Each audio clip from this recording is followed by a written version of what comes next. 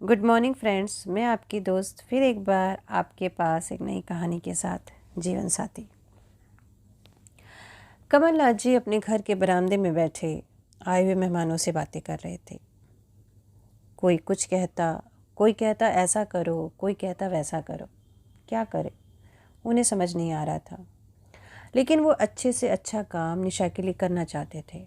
निशा कमलनाथ जी की वाइफ, जिसको गए पूरे 8 दिन हो चुके थे। घर मेहमानों से भरा था। आखिरकार सभी रिश्तेदार उनके दुख में शरीक होने जो आए थे। निशा की 12वीं की रस्म होते होते घर धीरे धीरे खाली होने लगा था और खाली हो रहे थे कमलनाथ जी। बच्चों की शादी की उम्र नज़दीक आ रही थी। कमलनाथ जी को इतनी जानकारी नहीं थी जितनी कि निशा को थी इन सब बातों की। कैसे करूँगा मैं? निशा ठीक ही कहती थी, मेरे बिना आप जी नहीं पाएंगे। बात बात पर आप मुझसे लड़ते हैं, झगड़ते हैं। चली गई ना तो देख लेना। और चली गई। मैं तो देखता ही रह गया। निशा जरा सा बीमार ही तो हुई थी। हाँ, उसे सिर्फ बुखार ही तो था। बस इतनी सी बीमारी में वो मुझे छोड़ के चली गई। कमलनाथ जी अपनी पुरानी यादों में खो गए।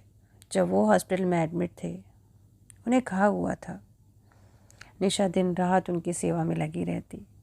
याद है उन्हें जब सुबह सुबह निशा चाय लेने नीचे गई और तभी नर्स उनसे आके पूछती है, आपके साथ कोई है क्या? और मैंने भी कह दिया था, हाँ मेरी वाइफ है। और निशा चाय लेकर आई। उसने पूछा, यस सिस्टर। आप बेडशीट चेंज कर दीजिए, डॉक्टर राउंड पे आ रहे हैं। जी ओके। बड़ा कॉन्फिडेंस था उसमें। एंटीबायोटिक दे दिया आपने? Yes sister. लीजिए आप चाय पी लीजिए, निशा ने मुझसे कहा। उसने मुझे बैठाया, मुझे चाय पिलाई और मैं, कैसी चाय है, तुम घर से ही चाय बना के लाया करो। उसने भी बड़े प्यार से कह दिया, हाँ डॉक्टर आ जाए, आपकी रिपोर्ट दिखा दूँ, फिर आप नाश्ता कर लो, आपके मैं कपड़े बदल दूँ, उसके बाद मैं घर जाके आपके लिए चाय बना के लेके आऊँगी। ओके चलिए, पहले कुछ खा लीजिए, दवा भी तो लेनी है आपको। डॉक्टर नर्स की टीम राउंड पर जब आने लगी और वो मेरे पास आई, yes bed number 11 mister Kamal Nath, how are you? Madam इनका ब्लड टेस्ट और शुगर टेस्ट करवाना है। निशा पसीने से तरबतर होते हुए मेरे पास है और मुझसे बोली, सुनिए मैं घर जा रही हूँ, आपका खाना लेकर आऊँगी और बच्चों को टिफ़िन भी देना है, तब तक आप सो जाइए। ओके? अरे सुनो तो, तुम्हें इतना पसीना क्यों आ रहा है? अभी अभी आपकी रिपोर्ट दे के आई हूँ मैं। 4th फ्लोर पे गई क्योंकि लिफ्ट ही बंद थी। अब मैं जा रही हूँ, मुझे लेट हो रहा है।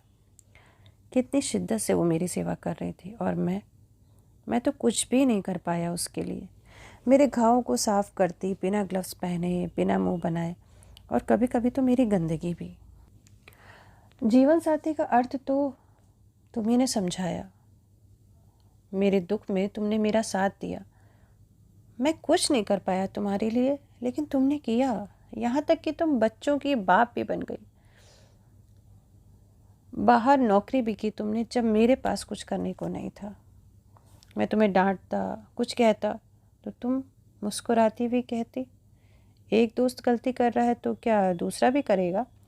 माना कि हम लड़ते हैं, झगड़ते हैं और लड़ेंगे, झगड़ेंगे, लेकिन मैं आपको छोड़ के कहीं जाने वाली नहीं। फिर क्यों चली गई? याद है मुझे जब मैं हॉस्पिटल में था और उसी वक्त तुम्हारा करवा चौथ का व्रत था। तुमने करवा चौथ का चांद हॉस्पिटल में ही देखा। तुम घर से आई और तुमने कहा, मैं घर से पूजा करके आई हूँ। हम दोनों का खाना तुम साथ में लेकर आई। तुमने मुझे खिला दिया, मेरी ड्रेसिंग भी कर दी और खुद चांद का इंतज़ार करने लगी। तुमने हॉस्पिटल के टेरेस पर चांद देखा, अंदर आकर मुझसे मिली और वहीं बाहर बैठकर तुमने अपना व्रत पूरा किया। सचमुच औरतों में कितनी ताकत होती है। डिस्चार्ज होने के बाद भी तुमने मेरी तन मन से देखभाल की। मैं ही कुछ नहीं कर पाया तुम्हारे लिए, बच्चों के लिए। और तुमने ये अनमोल तोहफ़ा बच्चों के रूप में मुझे दिया, जो तुम्हारी जगह लेकर मुझसे कई बार पूछते हैं, पापा खाना खाया कि नहीं, पापा अपना ध्यान रखो।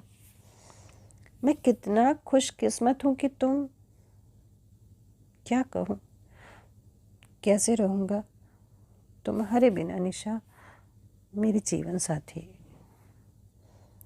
तो बस इतनी सी थी कहानी जीवन साथी की। कैसी लगी कमेंट बॉक्स में ज़रूर लिख के बताइएगा। हर धड़कन में प्यास है तेरी, सांसों में तेरी खुशबू है। इस धरती से उस अंबर तक मेरी नजर में तू ही तू है। प्यार ये टूटे ना, तू मुझसे रूठे ना, साथ ये झूठे कभी ना, तेरे बिना भी क्या